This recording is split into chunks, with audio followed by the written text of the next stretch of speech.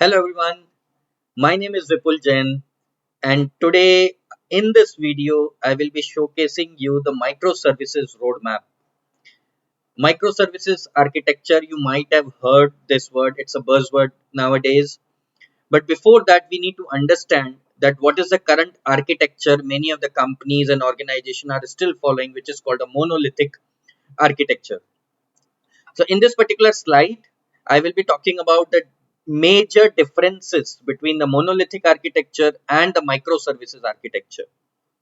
I will not go into much details. This is just kind of an overview of microservices because the main agenda of this particular video is to show you the microservices roadmap. So what are the basic tools, technologies you can use with microservices, be it container or containerizations or message queues and so on. So I'll be talking about majorly on microservices roadmap, and I will be showcasing you a very good infographic image through which we can understand the microservices roadmap. But before that, a little bit let's about understand about that what is microservices and what is monolithic architecture. So if I talk about monolithic architecture, this is generally built as one single system. One single system where we have the presentation layer, we have the service layer, and maybe the persistence layer, the data layer, and then the database. So basically, it's a basically one large system which is having usually one code base also and one database also. Whereas in microservices architecture, the microservices architecture has small independent units or modules which are created or developed based on a specific business requirement or functionality could be different. So this is the basic difference between the monolithic and the microservice architecture. You can see in the image as well that these are the different microservices or small services that could have the different databases as well and different code base as well. So the monitoring, maintenance of the individual small applications is majorly easy as compared to the monolithic architecture where we have a single one large system dependent on one database only. In terms of scalability, it's very difficult or almost impossible to scale the monolithic architecture where it's very easy to scale the microservices architecture.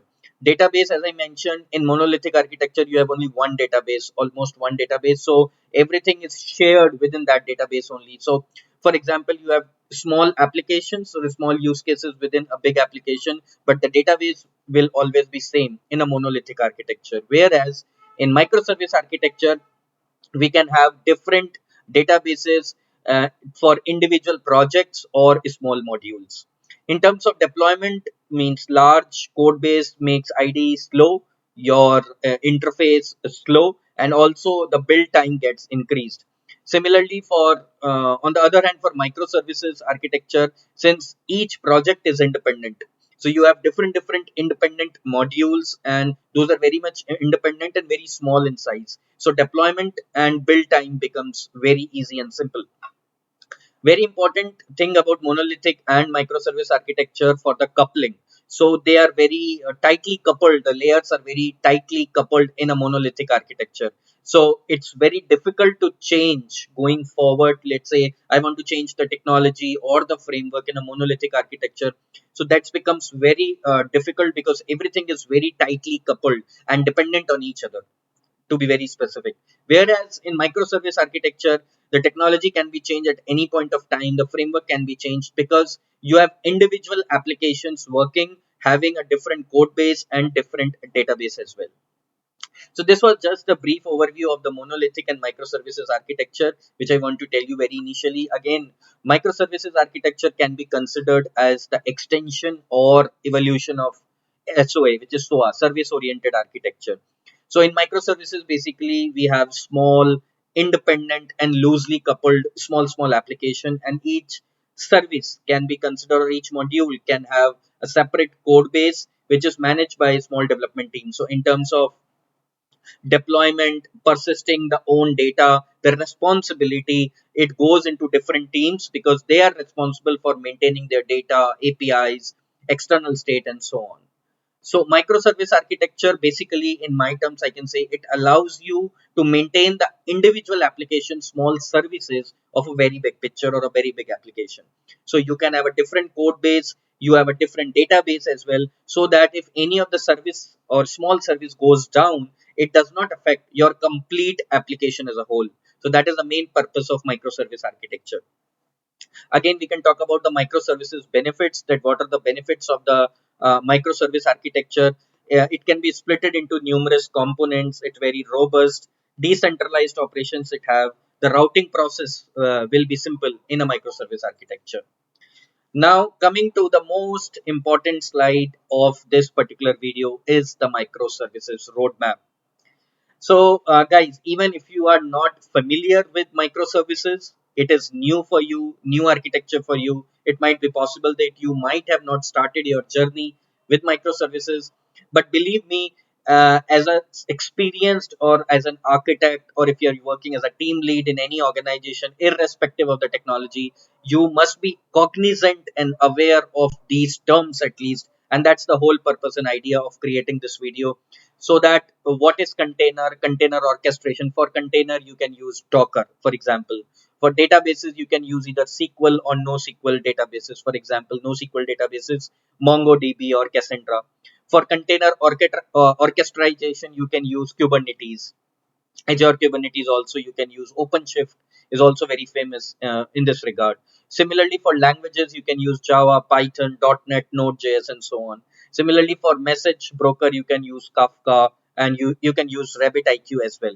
Similarly, if I talk about service registration, you can use Eureka. And similarly, like for example, distributed tracing, you can use Zipkin. These are very famous tools and technologies which everyone should know. If you are belonging to IT or you are working on the architecture. For API management you can use Swagger, you can use MuleSoft services. For load balancer, definitely you can use Nginx. For application gateways, Kong can be used, and similarly for caching, Redis can be used. So have a look on these tech tools and technologies which talks about microservices roadmap.